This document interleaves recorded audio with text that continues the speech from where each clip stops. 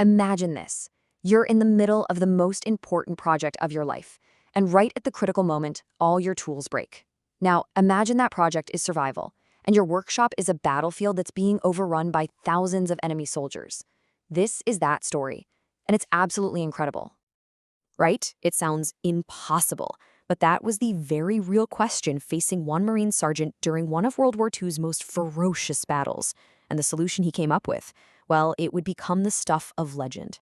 So let's set the scene. We're on the island of Guadalcanal. U.S. Marines have captured this vital airfield, Henderson Field, and the Japanese are absolutely determined to take it back. The Americans know a huge attack is coming. They know they have to hold that line no matter what. And when I say huge, I mean it. We're talking 20,000 Japanese soldiers moving into position for what they believed would be the final, crushing blow.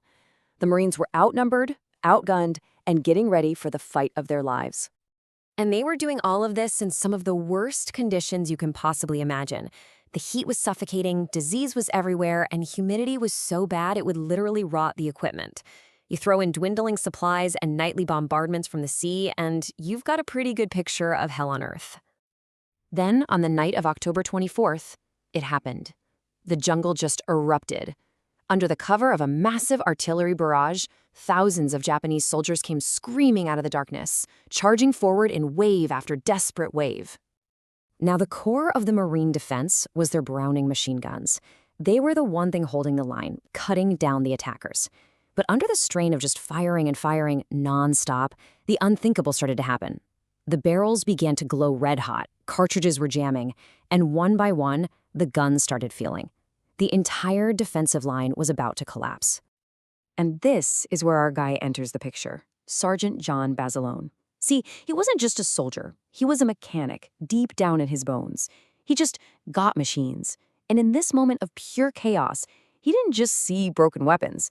He saw a puzzle that he had to solve right now. You know, think about standard repair procedures. You need time, you need the right spare parts, and you definitely need a safe place to work. Basilone had exactly none of that. He had to invent an entirely new process on the fly while under a constant hail of bullets and mortars. So here's what he did. He started cannibalizing parts, grabbing a working piece from this broken gun, a different part from that broken gun, and literally building new, functional hybrid guns right there in the mud. The barrels were getting so hot they were seizing up, so he had his men use their helmets to create a coolant from their own urine to keep the guns firing. It was frantic, it was desperate, and it was absolutely brilliant. But Basilone didn't just stop there. When his men ran low on ammo, he sprinted, again and again, through 50 meters of open ground, getting shredded by enemy fire, carrying over 40 kilos of ammo on his back each trip. At one point, he actually picked up a 20-kilo machine gun and fired it from his hip to single-handedly stop a group of enemies that had broken through the line. And it worked. The Japanese attackers were just stunned. A captured officer later said they were being decimated by what he called diabolical American guns that never stopped firing. He had no idea those guns were being held together by the grit and ingenuity of just one man.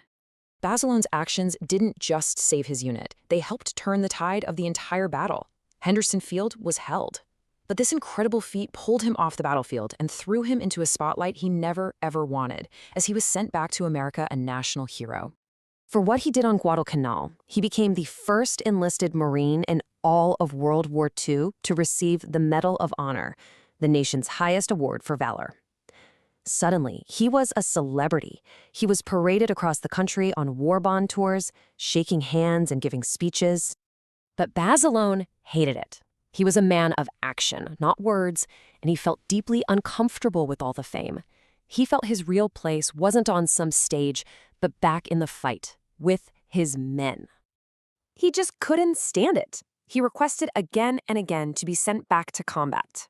The Marine Corps, of course, wanted to keep their new national hero safe, but Basilone just would not take no for an answer. After months of pushing, they finally gave in and sent him back to the front lines.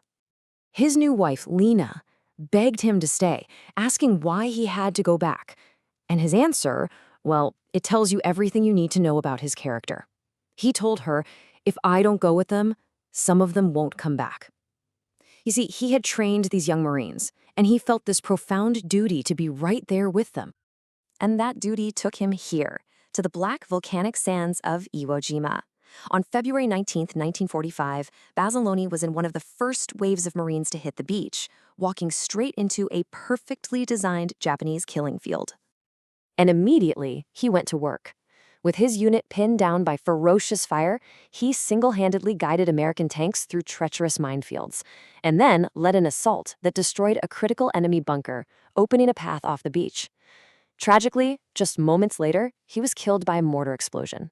He was only 27 years old. John Basilone died on the sands of Iwo Jima, but his legacy was really just beginning. His impact went so much farther than just his incredible actions on the battlefield. Think about this. His courage was so extraordinary that he was awarded the nation's highest honors for bravery in 2 separate legendary battles: the Medal of Honor for Guadalcanal, and then the Navy Cross, awarded after his death, for Iwo Jima. But his real legacy lies in the lessons he taught us. His improvised repair techniques, they were literally added to Marine training manuals. His story is now a classic case study in creative problem-solving under extreme pressure. And to this very day, every single person who becomes a Marine learns the story of John Basilone, the mechanic who simply refused to let his men down. Basilone's story is such a powerful reminder that genius isn't always about inventing something brand new. Sometimes it's about seeing a solution where everyone else just sees a pile of broken parts, and then having the guts to build it when everything is on the line. Which really leaves one question for all of us, doesn't it? When everything fails, what would you build?